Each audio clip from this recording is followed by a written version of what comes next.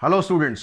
तो one shot video की इस सीरीज़ में आज हम डिस्कस करने वाले हैं परमुटेशन एंड कॉम्बिनेशन। और आई होप आपको जो वन शॉट वीडियोज़ है उसका बेनिफिट हो रहा होगा, जहां से आप क्विकली अपना चैप्टर का पूरा रिवीजन कर सकते हैं।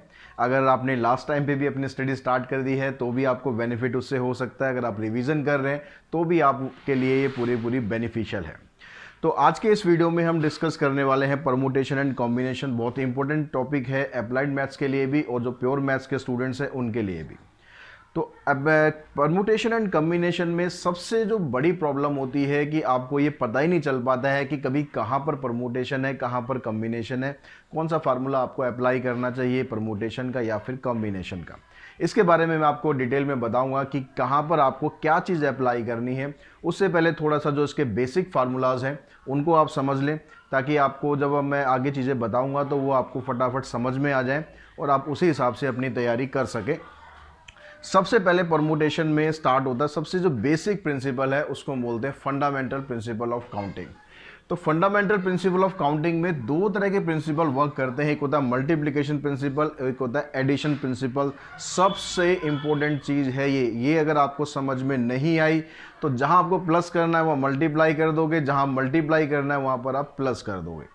तो यहाँ पर मैं इसको थोड़ा सा दूसरे तरीके से समझाता हूँ। जैसे यहाँ पर अब लिखा हुआ है मैंने, उसमें आपको कुछ कुछ समझ में आएगा कि number of occurrence of two event is m into n. अगर दो इवेंट हैं, उन दोनों इवेंट के होने के जो चांसेस हैं, एक का है m वेज में आप कर सकते हो, एक n वेज में कर सकते हो, तो उनको आप मल्टीप्लाई कर देंगे।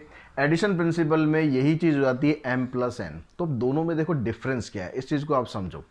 अब इसको समझने के लिए हम एक एग्जाम्पल लेते हैं। सपोज़ मेरे को अपना कोई एक काम करना है, कोई एक राइटिंग वर्क करना है। उस राइटिंग वर्क को करने के लिए मुझे, मेरे पास जो भी ऑप्शंस हैं उसमें मैं कहता हूँ कि भाई आपके पास यहाँ पर 2 पेन हैं और 3 मार्कर हैं।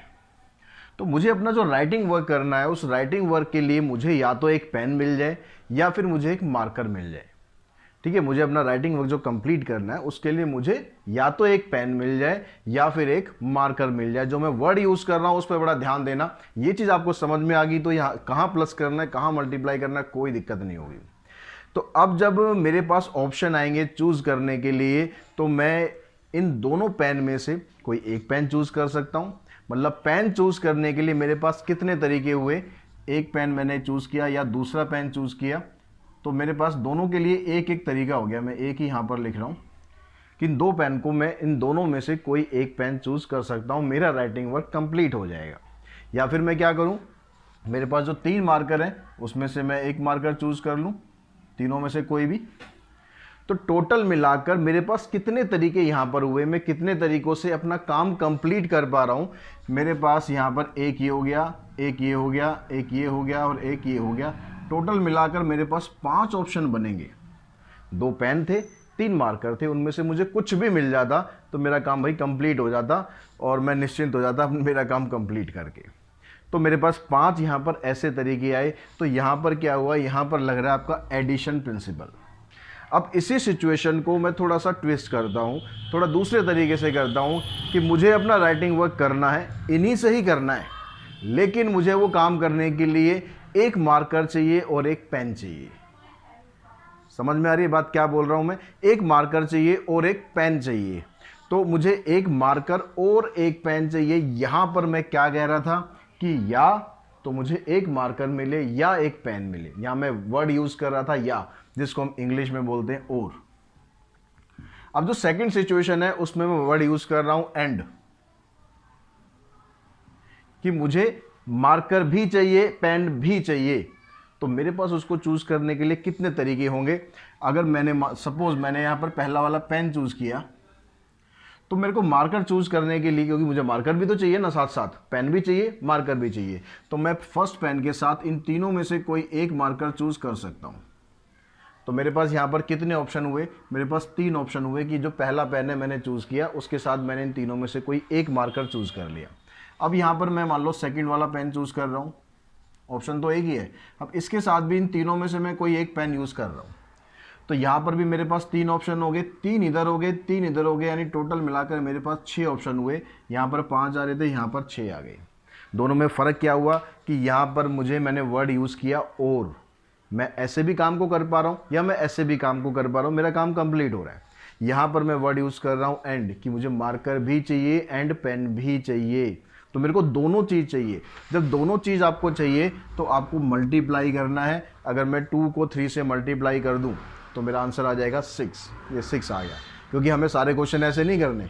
मान लो मैं कह दूँ कि मेरे पास 10 पेन है और 15 मार्कर है, मैं तो उनको मल्टीप्लाई करता रहूँगा या उनको प्लस करता रहूँगा। अगर मैं कह दूँ भाई मेरे पास 101 पेन है और 503 मार्कर है, तो मेरे पास कितने ऑप्शन हुए।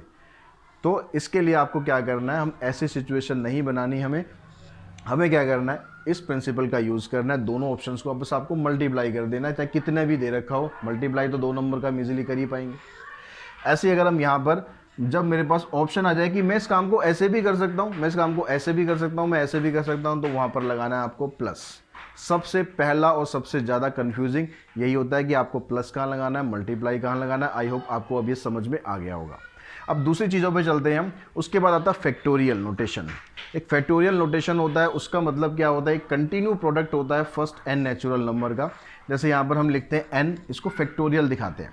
अभी इसको आप कई जगह ऐसे भी लिखा होता है, एन के नीचे ऐसे साइन लगा होता है, इसको भी फैक्टोरियल बोलते हैं। यहाँ जो हमने लगा हुआ है इसको भी फैक्टोरियल बोलते हैं। इसका मतलब क्या होता है कि एक कंटिन्यू प्रोडक्ट होता है फर्स्ट एन नेचुरल नंबर का।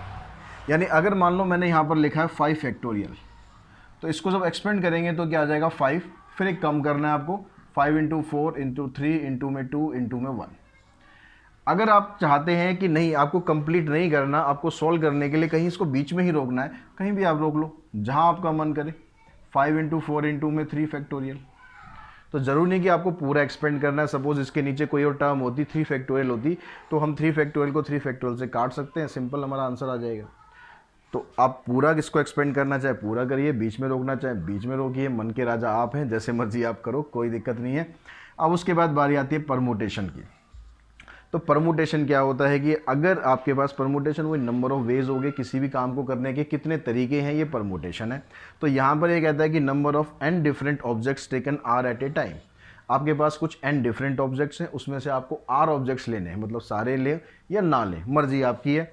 क्योंकि आर की जो वैल्यू होती है 0 से बड़ी होगी या बराबर होगी, यानी आपको कुछ भी नहीं लेना, ऐसा भी हो सकता है। और एन से छोटी होगी या बराबर होगी, यानी जितने ऑब्जेक्ट हैं उससे तो आप कम ही ले सकते हैं या बराबर ले सकते हैं, उससे ज़्यादा तो ले नहीं सकते। तो इसलिए इस कंडीशन का भी ध्यान रखेंगे। And there is no repetition is allowed, there is no repetition is allowed आएगा यहाँ पर। तो इसका जो फार्मूला होता है ये होता है n P r, n factorial divided by n minus में आर फैक्टोरियल। ठीक है, जैसे मान लो सपोज आपके पास ये कहता है कि एक 3 डिजिट का नंबर आपको बनाना है और आपके पास जो डिजिट है 1 से लेकर 9 तक अवेलेबल है। तो डिजिट हमारे पास कितनी होगी, यहाँ पर 9 डिजिट होगी। हम यूज़ उसमें कितनी कर रहे हैं, 3 डिजिट यूज़ कर रहे हैं। और हम कहते हैं कि भाई नंबर रिपीट नहीं करना है। जैसे 3 डिजिट का नंबर बनाया तो ऐसे नहीं करना कि 1 के बाद फिर दोबारा कहीं 1 आ जाए, तीनों नंबर अलग अलग, यानी रिपीटेशन अलाउड नहीं है। तो आपके पास यहाँ पर 9 डिजिट है और आपको उसमें से 3 डिजिट यूज़ करनी है, तो 9p3 इस तरह से आप लिख देंगे।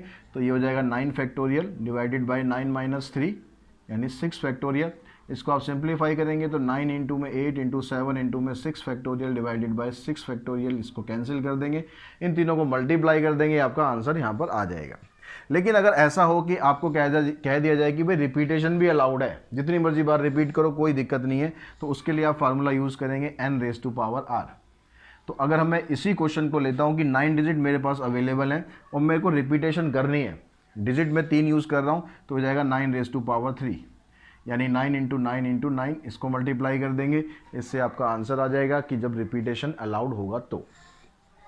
तीसरी सिचुएशन आती है कि रिपीटेशन अलाउड है या नहीं है, वो भी आपको देखना है। प्लस उसमें कुछ नंबर्स होते हैं या कुछ लेटर्स होते हैं वो रिपीट हो रहे होते हैं। जैसे सपोज आपको एक वर्ड दे दिया स्कूल, सभी हम जाते हैं स्कूल। अब यहाँ पर कहता है कि इन लेटर्स का यूज़ करके आपको वर्ड्स बनाने हैं। तो यहाँ पर कितने लेटर हैं, 6 लेटर हैं, 6 के 6 सपोज आपको यूज़ करने हैं, तो आप उसको लिखें 6p6, या इसको आप सिंपली क्या लिख सकते हो, 6 फैक्टोरियल भी लिख सकते हो। 6p6 यानी जितने लेटर हैं उतने लेटर आप यूज़ कर रहे हो, तो सीधा आप लिख दो भाई 6 फैक्टोरियल। 8 लेटर है 8 फैक्टोरियल। अब ये देखो कि भाई यहाँ पर जो o है ये रिपीट कर रहा है 2 बार, तो जो रिपीट होता है वो यहाँ डिवाइड में आ जाता है, तो 6 फैक्टोरियल डिवाइडेड बाय 2 फैक्टोरियल। ठीक है, यहाँ ऐसे लिखोगे तो इसको ऐसे दिखा देंगे, इसको सिंप्लीफाई कर देंगे, यहाँ से आपको इसका आंसर आ जाएगा। तो परमुटेशन के बाद हम बात कर लेते हैं थोड़ी सी कॉम्बिनेशन की, फिर इन दोनों के डिफरेंस के बारे में बताऊंगा कि कहाँ आपको परमुटेशन लगाना है, कहाँ पर कॉम्बिनेशन लगाना है। तो वीडियो में अगर आप एंड तक बने रहोगे तो सारे परमुटेशन और कॉम्बिनेशन के डाउट्स आपके सारे क्लियर हो जाएंगे, प्लस कुछ क्वेश्चंस भी करेंगे जो बहुत इंपॉर्टेंट क्वेश्चंस हैं, आपके एग्जाम में भी आ सकते हैं। इन चीज़ों को ध्यान में रखते हुए मैंने ये वीडियो बनाई है जो आपके लिए बहुत बेनिफिशियल होने वाली है। तो अब कॉम्बिनेशन के बारे में बात कर लेते हैं। कॉम्बिनेशन क्या होता है, इसकी डेफिनेशन पे मैं बाद में जाऊंगा, मैं आपको पहले फार्मूला समझा रहा हूँ। ये फार्मूला जो होता है कॉम्बिनेशन का, the number of combination of n objects taken r at a time when r की कंडीशन फिर से वही रहेगी, 0 से लेकर एन तक हो सकता है। तो एनसीआर का जो फार्मूला होता है वो n factorial divided by n minus r factorial. यहाँ पर जो पी में क्या होता है सिर्फ इतना ही होता है, एनसीआर में ये आर फैक्टोरियल और एक्स्ट्रा हो जाता है, बस इतना ही फर्क होता है फार्मूले में। सॉल्व करने के तरीके वही हैं। इसके अलावा कुछ एक इंपॉर्टेंट टर्म्स हो रहे हैं यहाँ पर। जीरो फैक्टोरियल जो होता है वो हमेशा 1 के बराबर होता है। बहुत से बच्चों को इसमें कन्फ्यूजन हो जाती है कि जीरो फैक्टोरियल जो है वो 0 के बराबर ही होना चाहिए, ऐसा नहीं होता है। इसका जो प्रूफ है वो मैं आपको किसी और वीडियो में बताऊंगा, अभी इतना समय नहीं है कि हम इसके प्रूफ पे बात करें।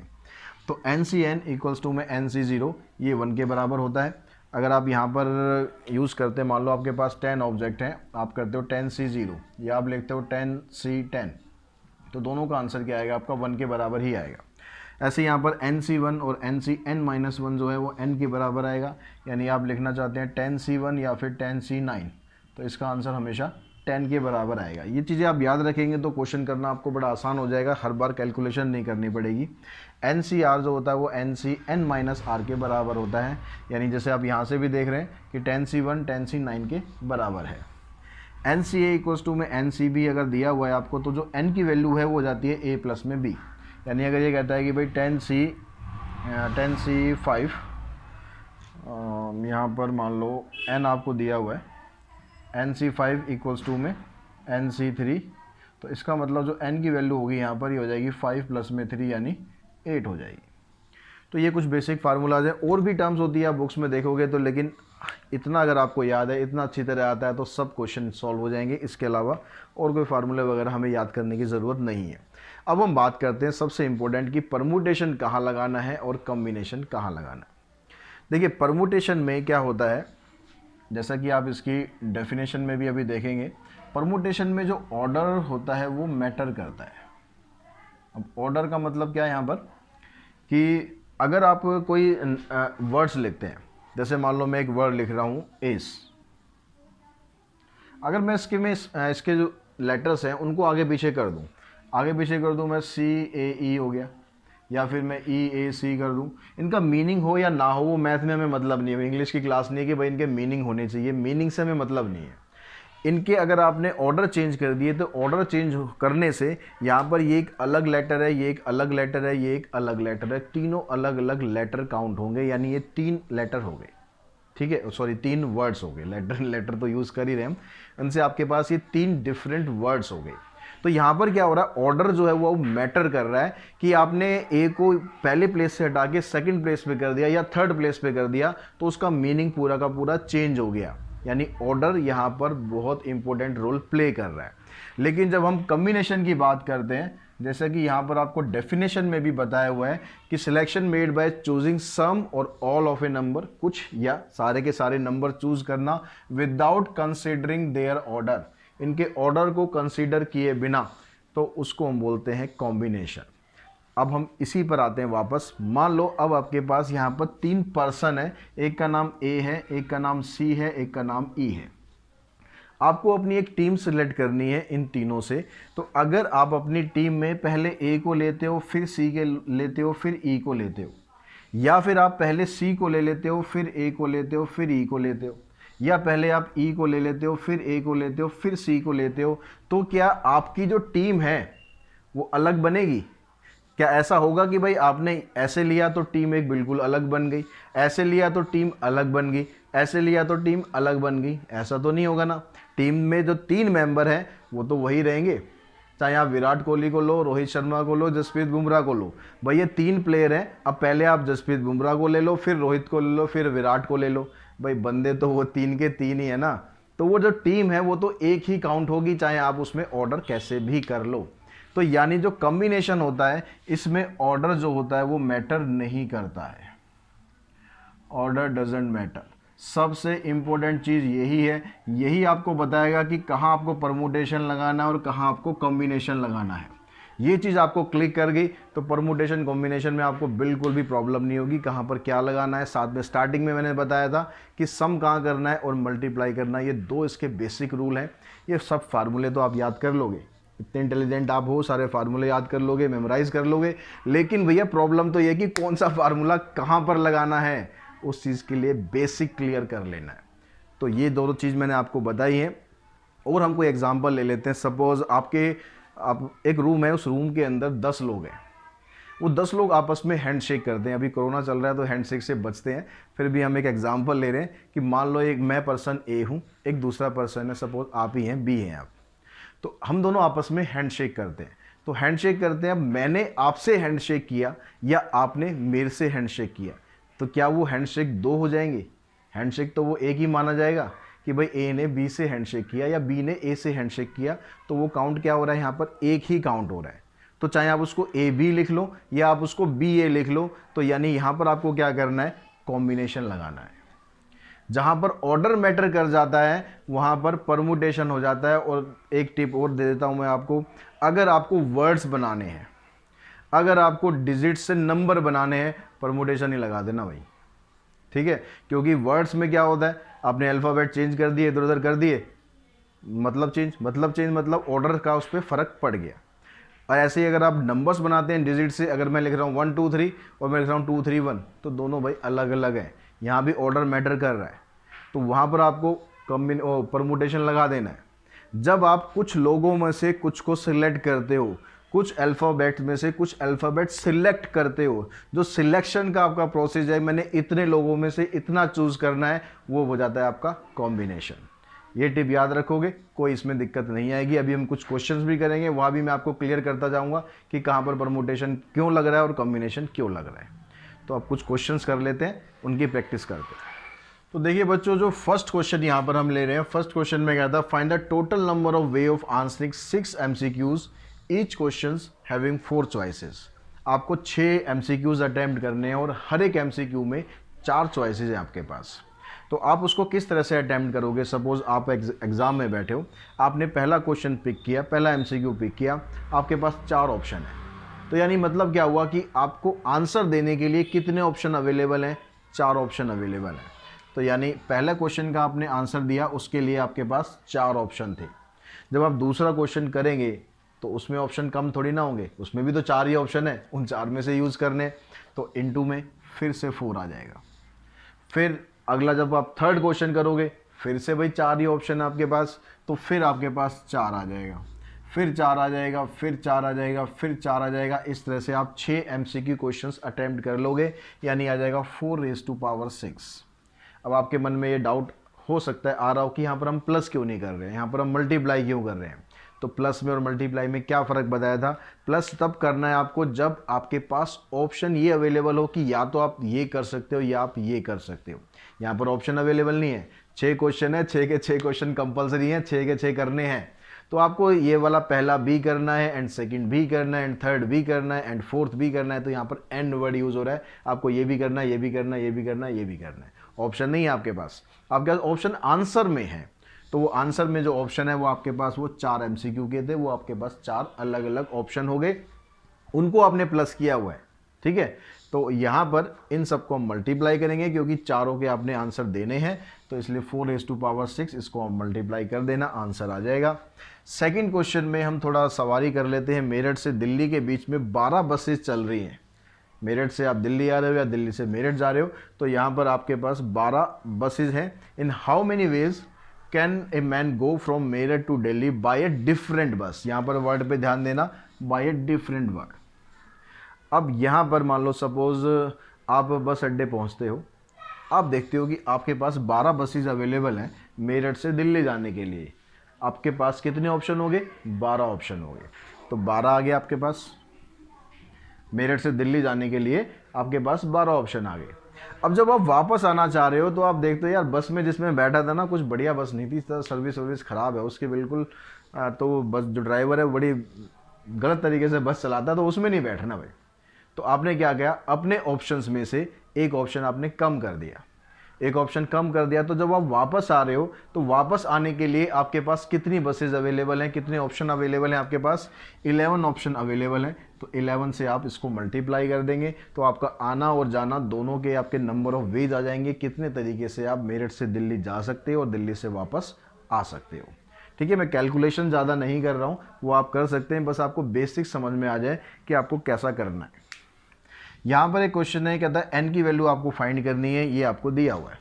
तो इसमें आपको सिंप्लीफाई करना है, जो n+1 फैक्टोरियल है इसको हम लिख लेते हैं यहाँ पर। अब n+1 फैक्टोरियल को कैसे लिखेंगे? n+1, अच्छा उससे पहले आप देखो कि भाई इसको आपको एक्सपेंड करना चाहिए या इसको आपको एक्सपेंड करना चाहिए, पहले आप ये भी ध्यान दे लें। दोनों में से आप देखो जो बड़ी टर्म है वो क्या है। यहाँ पर n+1 है, यहाँ पर n-1 है। तो दोनों जब भी ऐसे 2 3 4 टर्म दे रखे होंगे उनमें देखो भाई जो सिमिलर टर्म में से जो सबसे बड़ी टर्म है वो कौन सी है, उसको आप एक्सपेंड करो। तो हमारे पास इन दोनों में से हम देखेंगे ये टर्म बड़ी है तो इसको हम एक्सपेंड कर रहे हैं n+1, फिर एक कम करेंगे तो क्या आ जाएगा? n आ जाएगा, फिर उसमें से एक कम करेंगे तो यहाँ से आ जाएगा n-1 फैक्टोरियल। इधर भी n-1 फैक्टोरियल था इसलिए मैंने इसको यहीं पर रोक दिया। अब इक्वल्स टू में क्या आपके पास 12 इंटू में n-1 फैक्टोरियल। अब हम क्या करेंगे, n-1 फैक्टोरियल से n-1 फैक्टोरियल कैंसिल कर सकते हैं। अब आपके पास ये बच गया n+1 इंटू में n। अब यहाँ पर बहुत से बुक्स में आपको कैसे सॉल्यूशन दिया होता है, आप इन दोनों को मल्टीप्लाई करो, मल्टीप्लाई करके इसको इधर लाओ। मतलब इस तरह से आपने करना है कि भाई n² प्लस में n इक्वल्स टू में 12, फिर 12 को आप इधर लाओ, इसकी स्प्लिटिंग करो, स्प्लिटिंग करके आपके पास n की 2 वैल्यू आ जाएंगी। फिर चेक करो भाई कौन सी वैल्यू यहाँ पर पॉसिबल है, कौन सी वैल्यू पॉसिबल नहीं है। मैं आपको वो तरीका नहीं बता रहा हूँ। यहाँ पर हम क्या करेंगे, यहाँ पर क्या हो रहा है, कंटिन्यू प्रोडक्ट हो रहा है, यानी जो कंटिन्यूसली नंबर है उनका प्रोडक्ट हो रहा है। तो अगर ये वाला नंबर इस तरह से आप कर सकते हो कि वो भी कंटिन्यू प्रोडक्ट में आ जाए तो आप ये मेथड यूज़ करो, छोटा रहेगा। लेकिन अगर यहाँ पर ऐसा नंबर हो कि जो कंटिन्यू प्रोडक्ट में नहीं बन पा रहा है तो आपको फिर ये स्प्लिटिंग मिडिल टर्म वाला यूज़ करना है। लेकिन अभी आप यहाँ पर क्या कर सकते हो, इसको आप लिखो n+1 इंटू में n, इसको आप लिख दो 4 इंटू में 3। ये ध्यान रखना है यहाँ पर ये बड़ी टर्म है, ये छोटी है, तो यहाँ पर भी पहले बड़ी लिखनी है फिर छोटी लिखनी है। 3 इंटू 4 नहीं करना, 3 इंटू 4 तब करेंगे जब n इधर लिखा होगा, n+1 उधर लिखा होगा। अब दोनों को आपको कंपेयर करना है, तो कंपेयर करोगे तो n+1 तो 4 के बराबर है और n किसके बराबर है? 3 के बराबर है। तो n की वैल्यू आ गई आपकी 3। आप यहाँ से भी निकालेंगे तो यहाँ से भी आपके पास n की वैल्यू 3 आ जाएगी। लेकिन ये तरीका छोटा है, एक एक क्वेश्चन के एक नंबर का क्वेश्चन आता है इस तरीके का, तो उसी के लायक ये आपके पास आंसर देने का तरीका है। तो इसी तरह का एक ये क्वेश्चन है, बहुत इंपॉर्टेंट क्वेश्चन है, एनसीईआरटी में भी है ये वाला क्वेश्चन और बहुत सारे एग्जाम में कई बार पूछा जाता है। तो यहाँ पर ये कहता है कि 2n फैक्टोरियल को आपको इस टाइप से इसको प्रूव करना है। तो हम इसको एक्सपेंड करते हैं, जो 2n फैक्टोरियल होता है तो इसको आप एक्सपेंड करो। तो इसको एक्सपेंड करेंगे तो सबसे पहले 2n आएगा, उसके बाद आप एक कम करेंगे तो 2n-1, फिर 2n-2। तो इस तरह से करते करते आप पहुंच जाएंगे लास्ट तक 4 इंटू 3 इंटू 2 इंटू 1। अब यहाँ से आप क्या करो, यहाँ पर आप देख रहे हो जैसे 1 इंटू 3 इंटू 5 मतलब ऑड टर्म्स आ रही हैं। तो आप यहाँ से क्या करो, जो इवन टर्म्स हैं उनको आप अलग करो। 2n के बाद आएगा 2n-2, ऐसे करते करते लास्ट में यहाँ पर 4 आएगा और यहाँ 2 आ गया। उसके अलावा जो ये ऑड टर्म्स थी उनको आप अलग कर दो, 2n-1, फिर यहाँ से अगर एक टर्म और लिखोगे आप तो 2n-3 और लास्ट में जाके 2 इंटू में 1, 2 नहीं आएगा सॉरी 3। ठीक है, अब आप यहाँ से देखो 1 इंटू 3 इंटू 5 अप टू में 2n-1, तो ये तो आपका आ गया, ये वाला हिस्सा तो आपका प्रूव हो गया। अब रह गया ये। अब इसको प्रूव करने के लिए क्या करते हैं, यहाँ से आप 2 कॉमन निकालो, हर एक ब्रैकेट में से 2 कॉमन निकालो। तो उसको आप ऐसे लिख सकते हो 2 इंटू में n, यहाँ से लिख सकते हो 2 इंटू में n-1, यहाँ 4 को आप लिख सकते हो 2 इंटू में 2, और यहाँ जो 2 है उसको लिख सकते हो आप 2 इंटू में 1। ये वाली ब्रैकेट में आपको कुछ नहीं करना, जैसे यहाँ ऑर्डर लिखा हुआ है आप ऑर्डर को चेंज करके लिख सकते हो, पहले 1 लिख दो फिर 3 लिख दो, लास्ट में जाके 2n-3 और 2n-1। तो ये वाला हिस्सा तो आपको आ गया, इसको तो आपको कुछ भी छेड़ने की ज़रूरत नहीं है। अब यहाँ पर देखो 2 यहाँ भी आ रहा है, 2 यहाँ भी आ रहा है, 2 यहाँ भी आ रहा है, 2 यहाँ भी आ रहा है, तो ये 2 2 2 सब में से कॉमन निकाल दो। अब 2 2 2 सब में से कॉमन निकलेगा तो क्या बनेगा, ये 2 की पावर इधर आ जाएगी 1, इधर से भी 1 और यहाँ से भी 2 एक निकल जाएगा 1, यहाँ से भी एक आ जाएगा 1। यहाँ पर हम पावर प्लस क्यों कर रहे हैं, कॉमन क्यों नहीं निकाल रहे। कॉमन 2 जब निकलता है जब बीच में प्लस का साइन होता है। मान लो ये ऐसे होता 2n प्लस में 2n-1, तो आप यहाँ से 2 एक बार कॉमन निकाल देते, इस तरीके से इसको लिख देते। लेकिन यहाँ पर ये मल्टीप्लाई है, तो 2 आपने यहाँ से लिया, 2 यहाँ से लिया, 2 यहाँ से लिया, 2 यहाँ से लिया। जब मल्टीप्लाई में बेस सेम होता है तो पावर को हम क्या करते हैं, ऐड कर देते हैं। तो इसलिए पावर ये ऐड करनी है आपको। बचेगा कि आपके पास यहाँ से n बच गया, फिर n-1 बच गया, और लास्ट में चलते हुए 2 बच गया, और फिर यहाँ पर 1 बच गया। ये वाली ब्रैकेट आपको एज इट इज़ रखनी है, कोई चेंज नहीं करना। अब देखिए 2 की पावर ये 1 कितनी बार हो गई, 2 की पावर हो गई है n टाइम्स, और यहाँ पर अब इसको आप देखो तो ये कंटिन्यू प्रोडक्ट आ गया n फैक्टोरियल का। ये n हो गया, फिर एक कम कर दिया, फिर एक कम कर दिया, इस तरह से कम करते करते ये n फैक्टोरियल हो गया। उसके बाद ये वाली ब्रैकेट है आपकी, ये 1 इंटू में 3 इंटू में 2n-3 और इंटू में 2n-1। तो इस तरीके से आपकी जो राइट हैंड साइड है ये प्रूव हो जाती है। तो बच्चों इस क्वेश्चन में आप कहता है कि 7 candidate are to be examined, 2 in maths and remaining in different subjects. In how many ways can they be seated in a row so that 2 examined in maths may not sit together? ठीक है, आपके पास मान लो 7 student हैं, उनमें से 2 का जो है मैथ्स का टेस्ट होना है और बाकियों का डिफरेंट सब्जेक्ट का टेस्ट होना है। अब जब हम उसको बिठाएंगे तो हम ये चाहते हैं कि जो दोनों मैथ्स गए हैं वो इकट्ठे ना बैठे ताकि चीटिंग ना कर सके आपस में, तो हमें उनको अलग अलग बिठाना है। तो भाई कितने हमारे पास तरीके ऐसे हो सकते हैं कि हम उनको अलग अलग बिठा सकते हैं। तो अब इसके लिए हम क्या करते हैं, हम उनको अलग अलग ना बिठा के हम पहले उनको इकट्ठे बिठा के देखते हैं। ठीक है, चीटिंग करेंगे तो बात अलग है, फिर उनको अलग कर देंगे। कर जोक्स अपार्ट। अब यहाँ पर हम देखते हैं कि पहले कोई भी रेस्ट्रिक्शन नहीं लेते, हम क्या करते हैं उनको जैसे मर्जी अभी रैंडमली बैठ रहे हैं बिठा देते हैं। तो इसके लिए आपके पास टोटल नंबर ऑफ वेज कितने हो जाएंगे, टोटल नंबर ऑफ वेज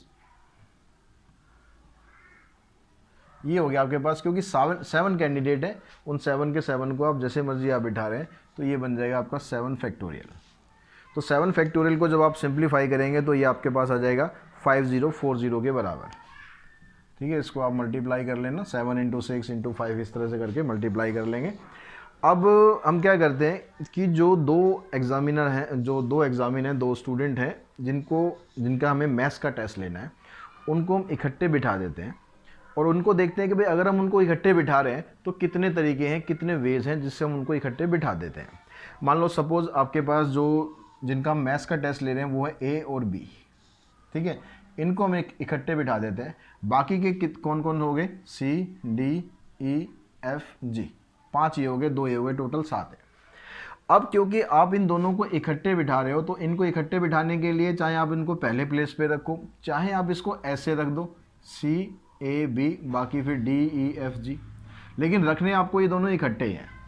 तो जब आप इन दोनों को इकट्ठे रखोगे तो इसको आप एक ही मेंबर काउंट करो, क्योंकि जहाँ भी लेके जाना है भाई दोनों को इकट्ठे उठा के लेके जाना है, तो इसका मतलब वो एक ही मेंबर हो गया आपका। तो एक मेंबर ये हो गया, बाकी के 5 ये हो गया, यानी टोटल मिलाकर 6 मेंबर हो गए जिनको आपको बिठाना है। तो 6 मेंबर हो गए, तो यानी उसका जो नंबर ऑफ वेज है 2, इफ़ यहाँ पर आप दिखा दें if A B are together, या 2 एग्जामिन ऑफ मैथ्स, यहाँ तो हमने ए बी तो नाम लिया ही है वैसे ही, 2 examinees of math sit together, then number of ways. अब इसके नंबर ऑफ वेज कितने हो गए, ये हो गया 6 फैक्टोरियल। ठीक है, लेकिन इसमें एक चीज़ और मिस हम ना कर दें, उस चीज़ का ध्यान रखना। अब ज़रूरी तो ये नहीं है कि हम उसको ए बी बिठाएं, हम बी ए की फॉर्म में भी बिठा सकते हैं। तो यहाँ पर क्या हो रहा है, आप चाहे उसको ए बी बिठाओ चाहे उसको बी ए बिठाओ, आपको उसको बिठाने के लिए जितने उसके नंबर ऑफ वेज होंगे वो भी यहाँ पर मल्टीप्लाई करना है, ध्यान रखना, क्योंकि आपको इन दोनों को तो बिठाना है, बाकियों को भी बिठाना है। मतलब हमें ये काम भी करना है, ए बी को हमने इकट्ठे बिठा दिया और बाकियों को भी बिठा दिया, तो इसलिए आपने 6 फैक्टोरियल तो ये ले लिया कि भाई इनको हमने इकट्ठे बिठा के इनको हमने एक मेंबर काउंट कर लिया। लेकिन जब आप इसका वे निकालोगे कि ए और बी को बिठाना है या बी और ए को बिठाना है, तो इसके लिए आपको 2 फैक्टोरियल और यहाँ पर मल्टीप्लाई कर देना है। ठीक है, ये टोटल वेज हो गए, और ये 2 फैक्टोरियल किसके लिए है कि आपने ए बी को बिठाया या बी ए को बिठाया, उनका ऑर्डर आप चेंज कर सकते हो। अब यहाँ पर इसको आप मल्टीप्लाई करोगे तो आपके पास ये आ जाएगा कितना, 1440। तो आपको जो क्वेश्चन था उसमें क्या था कि हमें इकट्ठे नहीं बिठाना है, तो ये आपने टोटल नंबर ऑफ वेज निकाल लिए कि हमने सबको स्टूडेंट को ऐसे बिठा सकते हैं। उसमें से हमने ये निकाल लिया कि दोनों को इकट्ठा बिठाएंगे तो ये नंबर ऑफ वेज इतने हैं, तो दोनों को अगर अभी इकट्ठा नहीं बिठाएंगे तो कितने आ जाएंगे, नॉट सिट टुगेदर, शॉर्ट में मैं लिख रहा हूँ बस यहाँ पर। तो 5040 में से आप 1440 को माइनस कर देंगे तो आपके पास आ जाएगा ये 3600। तो इतने तरीक़ों से आप इन सातों स्टूडेंट्स को बिठा सकते हो। तो कुछ सिमिलर सा क्वेश्चन यहाँ पर भी है। यहाँ कहता है कि 4 बुक्स हैं आपके पास मैथ्स की और 3 बुक हैं आपके पास इंग्लिश की। आपको इनको इस तरीके से रखना है कि जो सेम सब्जेक्ट की बुक है वो इकट्ठी रहे। अब मान लो आपके पास ये 4 बुक्स हैं, इनको आपको इकट्ठे रखना है। इकट्ठे रखने का मतलब सपोज हमने इनको एक बॉक्स में रख लिया, चारों हमने एक बॉक्स में रख दी और ये 3 बुक जो है इंग्लिश की वो एक बॉक्स में रख दी। तो बॉक्स कितने हुए आपके? 2 बॉक्स हो गए। अब पहले आप चाहे मैथ्स का बॉक्स रख दो, चाहे पहले आप इंग्लिश का बॉक्स रख दो। तो 2 ऑप्शन आपके पास हैं। तो उसके लिए ऑप्शन आ गया आपके पास 2 फैक्टोरियल, कि आपने जो चारों मैथ्स की बुक हैं वो इकट्ठी रख दी या 3 इंग्लिश की बुक है वो इकट्ठी रख दी। तो वो आपके लिए ऑप्शन आ गया 2 फैक्टोरियल। ठीक है, पहले आपने चाहे इंग्लिश की रखी, चाहे आपने पहले मैथ की रखी। अब बारी आती है कि जो आप उस बॉक्स के अंदर जो बुक रख रहे हो मैथ्स की, वो सारी सेम बुक तो नहीं है ना, वो डिफरेंट डिफरेंट बुक्स हैं। तो वहाँ डिफरेंट बुक्स हैं, तो इसका मतलब क्या हुआ, उसके जो मैथ्स की बुक हैं उनके लिए ऑप्शन हो गया यहाँ पर 4 फैक्टोरियल, और जो इंग्लिश की बुक है उनको रखने के जो वेज हो जाएंगे वो हो जाएंगे 3 फैक्टोरियल। या मैं परमुटेशन नहीं लगा रहा हूँ मैं, उसका मतलब यही है कि भाई 3 बुक यूज़ कर रहे हैं और 3 बुक हैं और तीनों की 3 यूज़ कर रहे हैं, तो ये 3 फैक्टोरियल के बराबर होता है। तो सेम चीज़ यहाँ पर है, ये 4p4 है, ये 3p3 है, ये 2p2 है, मतलब वही है। तो इसको आप डायरेक्टली इस तरह से भी लिख सकते हैं। ठीक है, तो अब आप इसको सिंप्लीफाई कर देंगे और इसको सिंप्लीफाई करेंगे तो आपके पास आंसर आ जाएगा आपका कितना, 288। इतने तरीक़ों से आप ये बुक रख सकते हैं। क्वेश्चंस इसके लंबे होते हैं, आंसर बड़े छोटे छोटे होते हैं। तो बड़े ध्यान से आप इसको करेंगे तो बड़े आराम से इसमें बिल्कुल परफेक्शन आपको आ जाएगी। तो बच्चों इस क्वेश्चन में कहता है कि find the number of word which can be made using all the letters of the word again if these words, यहाँ तक एक पार्ट है क्वेश्चन का। फिर आगे कहता है if these words are written as in a dictionary what will be the 50th word. तो पहले तुम ये पता लगाते हैं भाई कितने इसमें से आप वर्ड बना सकते हो।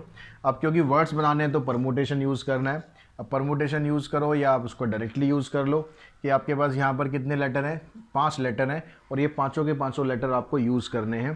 तो नंबर ऑफ़ वर्ड्स आपके कितने बनेंगे, टोटल नंबर ऑफ़ वर्ड्स आ गया आपके पास 5 फैक्टोरियल। और उसमें से देख रहे हो आपकी ए जो है वो रिपीट कर रहा है, ए रिपीट कर रहा है तो आ जाएगा 2 फैक्टोरियल। इसको आप सिंप्लीफाई कर देंगे, 5 इंटू में 4 इंटू में 3 इंटू में 2 फैक्टोरियल डिवाइडेड बाय 2 फैक्टोरियल। इसको आप कैंसिल करते हैं तो ये आ जाएगा आपके पास 60। तो आप इससे 60 वर्ड बना सकते हैं। अब ये कहता है कि अगर इन वर्ड्स को आप डिक्शनरी के अकॉर्डिंग अरेंज करें तो 50th नंबर यानी 50वें नंबर पे कौन सा वर्ड आने वाला है। तो हम डिक्शनरी के अकॉर्डिंग अगर इसको लिस्ट करें तो सबसे पहले हम देखते हैं कि जो वर्ड्स ए से स्टार्ट हो रहे हैं वो कितने हैं। वर्ड स्टार्ट्स विद ए। जब आप ए से वर्ड को स्टार्ट करेंगे तो उसका मतलब क्या है कि ए आपने यहाँ लिखा, पहले 2 ए हैं यहाँ पर, कोई सा एक ए ले लो। ये तो वर्ड आपने फिक्स कर दिया, बाकी आपके पास क्या बचा, GAIN। ये 4 लेटर बचे, तो इन चारों लेटर को ही आप घुमा फिरा सकते हो। ये वाला ए तो फिक्स हो गया, तो ये हो गया 4 फैक्टोरियल। अब यहाँ पर कुछ रिपीट कर रहा है, नहीं कर रहा, यहाँ पर सिर्फ इनको देखना है आपको, इसको नहीं देखना क्योंकि ये तो फिक्स है, ये कहीं नहीं जाएगा। तो यहाँ पर ये 4 फैक्टोरियल हो गया, 4 लेटर है, तो इसको आप सॉल्व करोगे तो ये आ जाएगा 24। ऐसे ही आप निकालो कि वर्ड स्टार्ट्स विद, अब ए की बात डिक्शनरी के अकॉर्डिंग क्या आएगा, ABCDEFG, जी आ जाएगा। तो जी से स्टार्ट, अगर जी से स्टार्ट करना है आपको तो जी इधर आ गया, बाकी AAIN इधर आ गए। अब इन चारों को आप लोगे तो यहाँ पर ए जो है वो रिपीट कर रहा है, तो इसको आप लिखोगे 4 फैक्टोरियल डिवाइडेड बाय 2 फैक्टोरियल, यानी आ जाएगा 12। फिर हम लेते हैं कि वर्ड स्टार्ट विद जी की बात क्या आएगा, GHI, फिर आई आ जाएगा। तो वर्ड स्टार्ट्स विद आई। तो आई से जब स्टार्ट करेंगे तो उससे भी देखो सेम ही रहेगा, आई इधर आ जाएगा, जी इधर आ जाएगा, बात तो वही रहनी है। ए तो तब भी रिपीट होगा, तो इससे भी 12 आ जाएगा। तो अब तक आप देखो 24 इधर है, 12 इधर है, 12 इधर है, यानी 48 वर्ड हमारे कंप्लीट हो चुके हैं।